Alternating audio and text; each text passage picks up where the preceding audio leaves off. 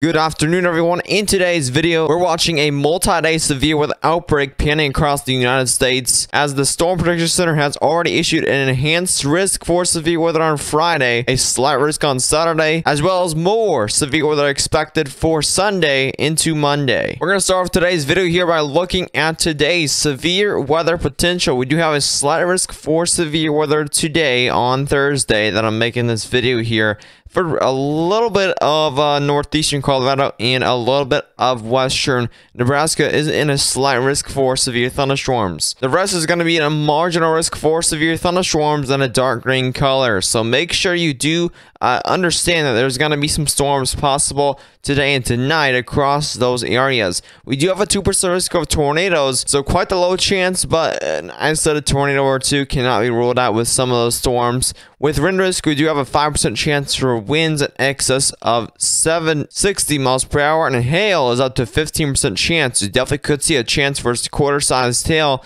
and a couple of storms throughout that 15% chance region today. Here's tomorrow's outlook for severe thunderstorms. This is pretty much the main day out of all of them so far.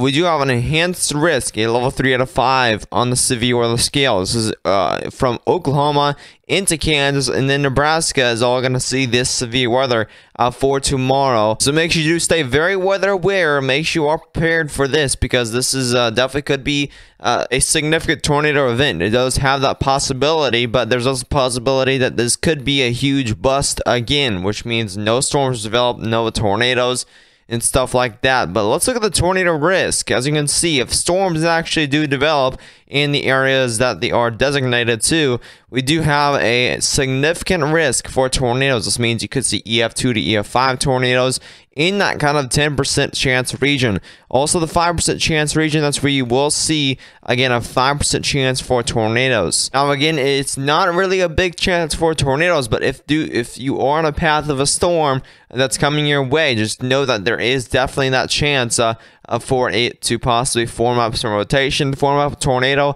and also take tornado warnings seriously. You may already get tornado warnings in the past. They may not have done anything, but all tornado warnings, all tornado warned storms are different. Some can produce tornadoes, some just decide to not produce a tornado. So just generally take tornado warnings seriously and just stay safe. Now let's look at the wind risk. Wind risk is overall not huge for tomorrow so far. We only have a 15% chance here for 60 mile per hour winds. And for hail, we have a huge chance for hail here. Definitely a pretty big chance for 2-inch plus sized hail. So significant hail is going to be possible. Some damaging hail definitely possible within some of these storms for tomorrow. And that's going to be in those hatched regions, the 30% chance region within some of those storms. We definitely could see some very large hail. Brings a lot of damage to vehicles, structural damage and stuff like that. Let's look at the day 3 outlook, which is Saturday. This is Saturday's severe thunderstorm outlook. We do have a slight risk for severe thunderstorms from Arkansas all the way up into northern Illinois. That's where you can see severe weather potential for Saturday. This is going to be a widespread line of severe thunderstorms that may bring mostly damaging wind gusts and possibly some hail, but tornadoes cannot be ruled out here for Saturday. Not as big as tomorrow, but definitely Saturday, watch out. You will have some severe thunderstorms rolling throughout there, and they may roll throughout the afternoon hours, or the morning hours, may even do both. It just really depends on what this storm system decides what to do in this type of situation. Now, here's the day 4 outlook. This is for Sunday, about 4 days out from now. That's why it's called day 4. And then we're going to be looking at day 5, which we have another severe threat here. So as you can see, we have a large 15% chance area, a little bit of a blob there in Texas. That's where you can see a chance for severe weather. You don't have many details on that. So in that general area for Sunday, be weather aware. That's where you can see some severe weather here for Sunday. And also Monday. Monday, you will have another chance for severe weather there in Oklahoma, Arkansas, Louisiana, and Texas. So definitely stay weather aware. That does include the Dallas-Fort Worth area and also the Oklahoma City area. So definitely some populated areas will be impacted by some severe weather here for Monday. When I'm recording this video, this is the future radar. As you can see, this is the current radar, what's going on right now. We do have some snow and also some rain showers going on in the northwestern United States. We're seeing a tiny system bring some rainfall there into Missouri, Illinois, and really not that much going on for Thursday.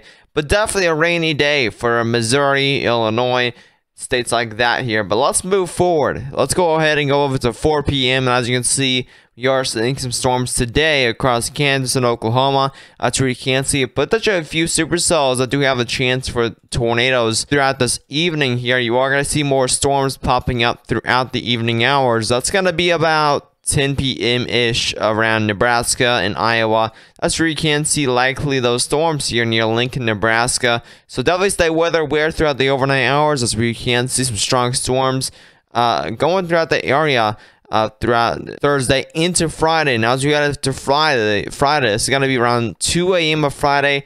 And it looks like we are starting to see some storms here across Kansas. And this is the main area that we are expecting storms for Friday, which is really interesting here, as we're already seeing storms popping up by 2 a.m. Now let's move forward even more, see if we're actually getting any storms for Friday. Now this is according to the ARRR model. This is going to be Friday about 8 p.m. There's still no storms popping up here in Kansas, but we are seeing a lot of storms up here in portions of Nebraska and South Dakota. That's why there is a lot of cap on the region down here. That's why not many storms are developing for Friday yet. They're not just these storms actually developed here way back at around 3 p.m. of Friday. And now as we head into 8 p.m., so we're talking about 9 p.m., you are starting to see a little bit of a speck there in Kansas.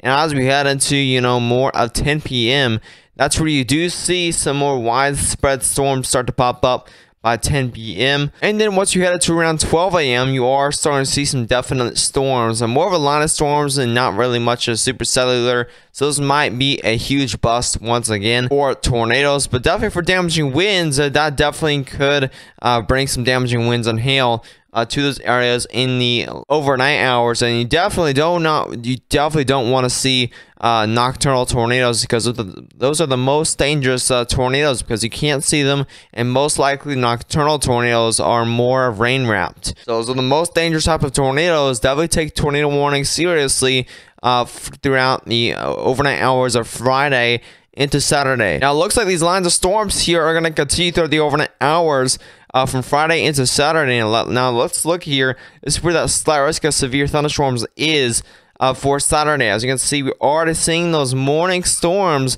going throughout portions of Missouri and Illinois, as well as Wisconsin. Could see some of that action up there in southern Wisconsin for some thunderstorms of the early morning hours of Saturday. Now, as you head here, this is the maximum we can go, but we do see a little bit of storms also here in Arkansas, Missouri for Saturday. The reason why this hail threat is going to be so high here for Friday is because look at how much energy is up here. We're seeing upwards of 4,000 joules per kilogram. A lot of energy being pulled up here from portions of Texas, bringing a lot of that energy here from the Gulf of Mexico to fuel those hailstorms. Especially if supercells develop there, you're definitely going to see some very large hail, and I wouldn't be surprised to see softball-sized hail if storms do develop correctly and in time. But this is going to be 5 p.m. As you head into the overnight hours, that cape, a lot of that cape is going to be weakening here, and as you head to around 10 p.m., that's when those storms are expected to develop. You're only going to see around 2,000 joules per kilogram. So still a chance for hail, but not as big of a chance for hail here. There's definitely going to be a lot bigger of a chance for hail if these storms do decide to develop more in the afternoon hours. You can really see this dry line as it takes place here on Friday, and this is the two dew point temperatures. This is the moisture. You can see how much moisture is down here in the Gulf. This is the moisture that's lifting up northward from the Gulf of Mexico, fueling these storms, and then you got all this dry air behind it. This is where the cold front is, right here. This is where the cold front is, about right here, and this is the dry line. So if this cold front here does reach the dry line, there's definitely not going to be as big of a chance here for tornadoes. If there's going to be a maximum chance for tornadoes, those storms are going to have to develop right along the dry line here in the afternoon hours, right before. They're going to have to race the cold front here into Kansas and possibly even down here in Oklahoma. There's definitely going to be a lot of cap here in Oklahoma and Texas. That's why there's not going to be many storms developing down there. But definitely, if this cap does break, we definitely could see this cap break all the way down here into Oklahoma. We could definitely see a few supercellular storms here in northern Oklahoma. So definitely stay tuned for more details on Saturday. We will have a lot more details as we get closer to the event. As we look at significant tornado parameters, this is all the tornado ingredient models put all together, so that we don't have to look at 15 different models here. So we're just going to look at this very quickly here. And as you can see, again, if these storms do decide to develop in more the afternoon hours along the dry line here, we're going to have a very big tornado threat here. And I mean, I wouldn't be surprised if there's a moderate risk issued if the confidence in these storms actually developing in the afternoon hours do verify. Just because of these tornado parameters, you are seeing upwards here of 5, upwards of even 5.5, which means you're going to see a very big tornado threat if these storms do develop in the afternoon hours. If they do not, and they do develop off the cold front, there's definitely not going to be as big of a tornado threat. But with those linear storm, that's linear storm mode, there definitely could be embedded tornadoes throughout the overnight hours. So definitely, again, take tornado warnings seriously, as well as severe thunderstorm warnings. Both can be very damaging. It just really depends on the storm impacts and stuff like that. But if you did enjoy the in-depth video, be sure to subscribe to the channel if you are new and turn on post notifications. You won't miss a single update or live stream on this severe weather outbreak, as well as share this video with any friends or family that may want the latest updates on any major weather events. But as always, stay safe.